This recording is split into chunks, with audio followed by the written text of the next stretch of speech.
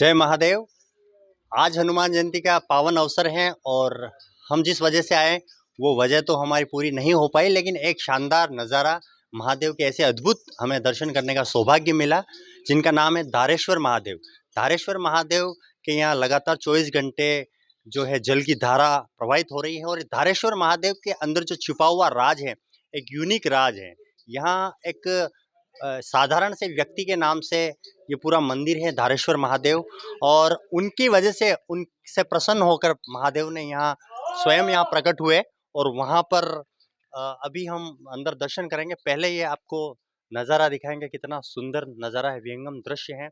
आप ऊपर यहाँ प्रकृति की गोद में है कहाँ ये हम आपको बताएं, क्योंकि जो हम जिस लेके आए हैं, अभी हमारे साथ में मांगू भैया भी हैं। मांगू भैया, हम यहाँ जिस जगह आए हैं उसकी क्या डिटेल है, किस लोकेशन पर आए हैं, वो थोड़ा सा हमें आगे बताएं जानकारी। फिर हम अंदर चलेंगे। धारेश्वर महादेव जी के कंटिन्यू धारा प्रवाहित हो रही है और उस नाम के पीछे, उस कहानी के पीछे एक यूनिक रहस्य है, वो जानेंगे।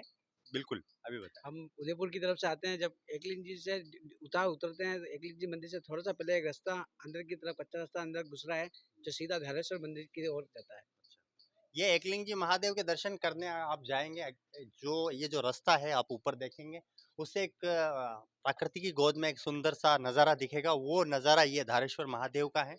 और यहाँ आप ये देखेंगे कि एक मूर्त बनी हुई है, एक प्रतिमा बनी हुई है। उनकी नाभि से लगातार जलधारा प्रवाहित हो रही है और ऐसा माना जाता है कि ये जलधारा अनवरत प्रवाहित होती रहती है। हमारे साथ में यहाँ के पुजारी जी हैं। क्या नाम है आपका? कमलकांत माली। कमलकांत जी। क्या है ये रहस्य है? ये महादेव के धारे नाम के जो व्यक्ति हैं, जो एकलिंग का जो मंदिर बना ना, पूरा टेम्पल बना, उस टाइम क्या है, वो यहाँ पे मजदूरी करते थे। तो सब में मजदूरों को पानी वानी पिलाते थे धारेश्वर जी। तो मंदिर पूरा बन गया, तो लास्ट में कलश चढ़ रहा था महादेव के ऊपर। तो कलश के आज नीचे से पंडित लोग उठाने लगे तो हिला नहीं। तो फिर सभी ऋषि मुनियों ने वो सोचा ऐसी कौन सी गलती होगी जो महादेव नाराज हो गए, कलश क्यों नहीं हिल रहा है। तो फिर महादेव जी से प्रार्थना की, जो भी गलती हुई रात सपने में आके बताना। तो रात को राजा दरबार का सपने में आए राजा को। फिर उन्होंने बताया कि तुम्हारे यहाँ पे धारा नाम के व्यक्ति है जो काम करते हैं, उनको पहले पैसे दो, उसकी मजदूरी दो, उसके बाद आप कलश चढ़ाना। तो वापिस सुबह तो दरबार लगा, तो धारा नाम के व्यक्ति को बुलाया। तो इनको पूछा कि आपका पैसे लो। तो इन्होंने बोला मुझे पैसा नहीं चाहिए, मुझे सेवा चाहिए। तो उनको आप पैसे नहीं लोगे तो फिर कलश नहीं चलेगा, इनको मुझे पैसे नहीं चाहिए, सेवा ही चाहिए। फिर ऋषि में सिंगी ऋषि महादेव और जितने भी ऋषि थे, उन्होंने बोला कि जब भी आपके 100 दिन पूर्ण हो जाएंगे, जो महादेव की इच्छा होगी, तो आपको जो भी होगा देखेंगे। तो वो भगवान आशीर्वाद दिया। फिर 100 दिन पूर्ण हुए, यहाँ पे समाधि लगाई तारे नाम की। तो यहाँ पे गंगा माँ का स्वयं प्रकट हो गए। ये समाधि है जी, ये ये। समाधि है। आप अंदर मैं अपने कैमरामैन जो योगेश जी सुकवाल है, मेरे सहयोगी हैं, और मैं उनसे कहूँगा कि ये पूरी प्रकट हुए हैं, पानी आता है और सीधा नाभि से आता है और बांधे के ऊपर प्रकट होता है। पहाड़ों से आ रहा है, पीछे पहाड़ है, पीछे कुछ कुआ हुआ कुछ नहीं है। तो कितने दिन ये पानी का बहना जारी रहता है? 24 घंटा चलता है पानी। लेकिन अभी क्या है, वो रास्ते में पानी जैसे आ रहा है ना, वहाँ पे कछुआ है, केकड़ा है, सांप है, कुछ भी रास्ते में आ जाता है, पानी ब्लॉक हो जाता है। तो कुछ टाइम के लिए रुक जाता है। जब भी वापस हटता है तो पानी वापस चालू हो जाता है। पानी बंद नहीं, पानी चालू है। पानी कुएं में आ रहा है और बाहर जा रहा है, बहता हुआ पानी है। पानी कभी बंद नहीं हुआ। लेकिन थोड़ी देर के यहाँ पे नाभि से नहीं आ रहा है अभी, क्योंकि वो पहाड़ में कहाँ मिस्टेक कोई पता नहीं, कहाँ लोग आया, क्या हुआ। चलता रहता है। चलता रहता पानी में, बह रहा पानी भरा हुआ। यहाँ पे दर्जी समाज की तरफ से बड़ा आयोजन होता है, और इनका धारेश्वर जी से क्या संबंध है ये दर्जी समाज के गुरु हैं। दादा जी, ये दर्जी समाज से ही है, पीपा क्षेत्रीय हैं, जो ये उसी समाज से काम करते थे। उसके बाद में जो दर्जी समाज जो अभी साल में एक बार यहाँ पे समाज का मेला लगता है, और समाज के सभी व्यक्ति आते हैं, और यहाँ पे 10-15 हजार लोग आते हैं समाज के, और यहाँ पे हवन भी करवाते हैं और महादेव के ऊपर ध्वजा भी चढ़ाते हैं। 3 समाज इनके, पीपा, सुई और क्षत्रिय, तीनों समाज की जितनी लंबी ध्वजा लाएंगे ना, बराबर लाएंगे। लास्ट में क्या चमत्कार होता है, को लास्ट में एक ध्वजा बड़ी हो जाती है और बाकी 2 ध्वजा छोटी हो जाती है। ऐसा भी चमत्कार अभी इस साल भी ऐसा चमत्कार हुआ था। केवल एक ध्वजा पूरी पहाड़ के ऊपर जाती है। वो पहाड़ और ध्वजा होती है 500 मीटर 600 मीटर लंबी। तो दोनों 500-600 मीटर सेम बराबर लेंगे ध्वजा, तो लेकिन एक ध्वजा ही बड़ी लंबी निकलेगी ऑटोमेटिक। फिर उसी समाज का जिस समाज का जो लंबी निकली ना, उसका समाज का बिजनेस है, सब अच्छा चलता है। कितनी ध्वजा चढ़ाते? 3 चढ़ाते हैं अलग अलग जो आपने बताया। इनके अलग अलग होते हैं ना। पीपा, क्षत्रिय, ये सुई, तो 3 ही समाज आते हैं यहाँ पे मेवाड़ के। अभी कुछ दिन पहले ही आए थे। 15-20 दिन पहले ही भाग के 13 के 14 को लगा था मेला। तो महादेव जी जो है एकलिंग जी का मंदिर और ये मंदिर लगभग सेम। सेम है। पहले एकलिंग जी का मंदिर बना था, तो वहाँ पे ये काम करते थे, तो उसके बाद में ये मंदिर बना। लेकिन ज़्यादा डिपेंड नहीं, 1 साल का फर्क होगा। 1400 वर्ष पुराना मंदिर है। 1400 में आप देखेंगे कि वहाँ स्वयं एकलिंगनाथ भी यहाँ विराजमान है, मातेश्वरी हैं, महादेव जी हैं, गजानन जी हैं, पार्वती जी, पूरा जो इनका परिवार है, शिव परिवार सहित भगवान यहाँ विराजमान। और बताता हूँ आपको मैं। हाँ बताइए, बिल्कुल राजा यहाँ पे वैकुंठ महादेव है पास में। अच्छा। जो राजा तक्ष था ना, हम्म। तो उसका वो उस राजा तक्ष से शिकार करने जा रहा था, जब तो जा रहे थे, राजा परीक्षित का बच्चा जन्म सांप वाला। सांप तो वाला। वो स्टोरी हमने संगी ऋषि महादेव की बताई थी, आप इससे कनेक्ट कर सकते हैं। और अगर आप इस बारे में ज़्यादा जानना चाहें तो डिस्क्रिप्शन बॉक्स में आपको वो लिंक मिल जाएगा, जिसकी स्टोरी हमने तक्षक नाग और संगी ऋषि महादेव की बताई जी थी। जी। बिल्कुल, अब आगे। तो राजा तक्ष और राजा परीक्षित, तो वो जो बच्चा था जन्मेजय, उसको राजा तक्ष ने काट लिया था। तो जब राजा परीक्षित ने वो प्रतिज्ञा ली कि मैं जितनी पृथ्वी पे जितने भी सांप है उनको सबको भस्म कर दूंगा, बेवजह मेरे बच्चे को क्यों मारा। वो रास्ते में जा रहे थे, राजा शिकार करने जा रहे थे, तो उनको राजा ने अम आ गया, तो चढ़ा दिया उसके ऊपर, वो मर गया था सांप। तो राजा परीक्षित को गुस्सा आ गया, तो उसने प्रण लिया कि इस पृथ्वी पे जितने भी प्रजाति के सांप है उन सभी को मैं भस्म कर दूंगा और यज्ञ करूंगा। और यज्ञ करूंगा। तो फिर विचार हुआ, ये ऐसा यज्ञ कौन कर सकता है पृथ्वी पे, ऐसा मुनि कौन है। फिर पता लगा कि सिंह ऋषि कर सकते हैं। जो एक सिंह वाले सिंह ऋषि थे, उन्होंने ये यज्ञ किया था। और ये पास में ही वो बना हुआ मंदिर है, कुंड है, वो हवन किया। तो अभी भी मान्यता है कि यहाँ पर हवन हुआ ना, तो जो महादेव के ऊपर सांप है, तो वो सांप भी इधर आकर्षित होने भस्म होने के लिए खिंचाने लगा। अच्छा। तो महादेव ने देखा ऐसा क्या हो गया, सांप के पता लगा, आंखें ध्यान किया तो ऐसा पता लगा उनको कि राजा परीक्षित वो हवन करा रहा है। तो फिर महादेव स्वयं यहाँ पे आए हैं। पर राजा परीक्षित को समझाया कि तुम्हारे बच्चे को मैं जीवित कर दूं, तो आप ये हवन रोक दोगे क्या। वो कहे नहीं, पहले मेरे बच्चे में ऐसा क्यों किया इन्होंने। फिर उन्हें समझाया महादेव ने, ऐसा होने से पृथ्वी का संतुलन बिगड़ जाएगा। आस्तिक मुनि ने टैकल किया था उसे। हाँ जी जी। तो फिर उनको समझाया कि पृथ्वी से संतुलन बिगड़ जाएगा, सांप भी होने जरूरी है। तो पृथ्वी का संतुलन बिगड़ जाए, ऐसा नहीं होना चाहिए। तो महादेव ने फिर उसको समझाया, वो समझ गए, तो उन्होंने जीवित कर दिया। महादेव ने कमंडल से पानी निकाला, उनके पास छींटा, तो वो जीवित हो गए। वही पानी वापिस उस हवन कुंड में डाला, तो वहाँ पे पानी गंगा में स्वयं आ गए। जितने भी सांप प्रजाति के सांप मरे हुए थे वो सभी जीवित हो गए थे। तो अभी भी मान्यता है उस पानी से पीने से चर्म रोग दूर होता है, सांप काटने से सांप दूर हो जाता है।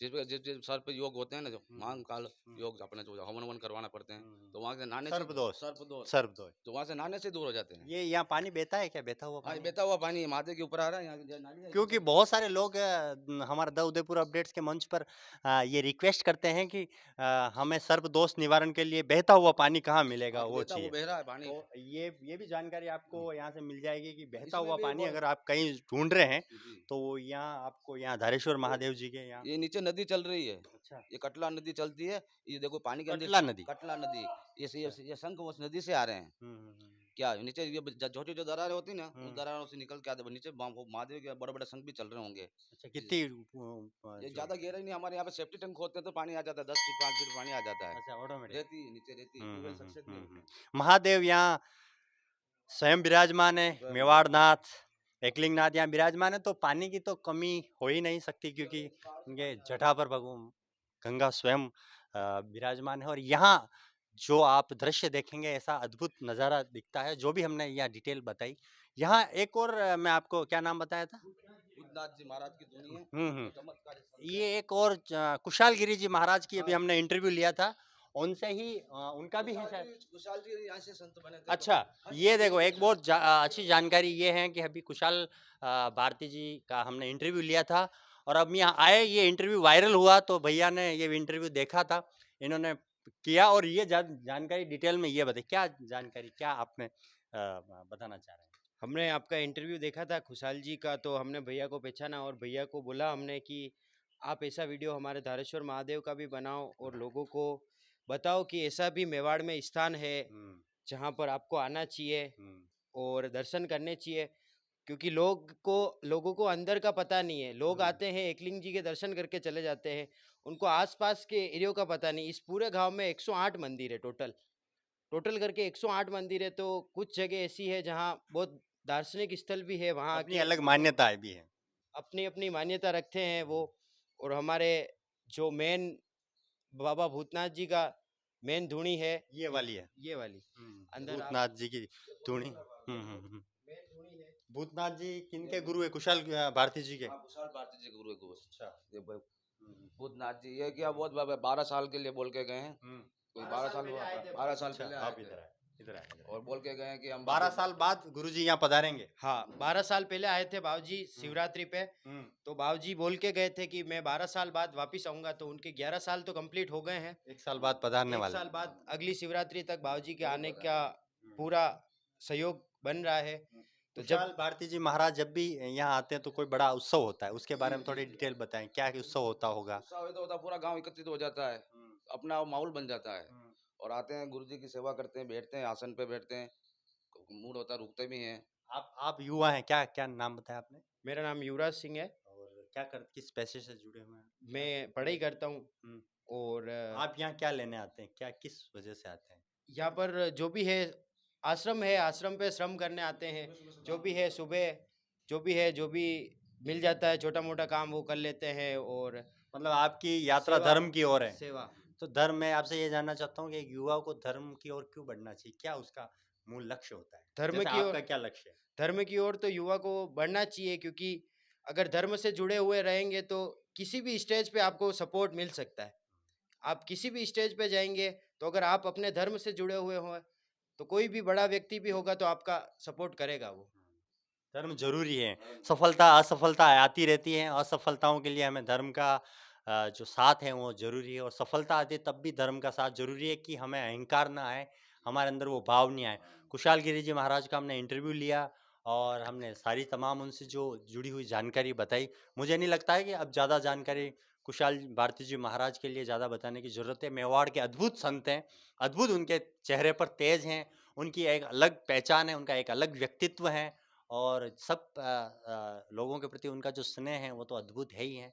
ये वीडियो आपको कैसा लगा, फिर मैं आपको एक छोटा सा निवेदन करूंगा। लोग पूछते हैं आपके यूट्यूब चैनल पर कितने सब्सक्राइबर हैं। सब्सक्राइबर का कोई आंकड़ा नहीं है, न कोई मसला है, लेकिन ये है कि आप हमें कितना प्यार करते हैं, कितना स्नेह करते हैं, और इस चैनल को कितना लाइक करते हैं। आप ये अपना एक्सपीरियंस जो अपने मन के भाव वो जरूर बताएं। शुक्रिया, धन्यवाद, जय मेवाड़।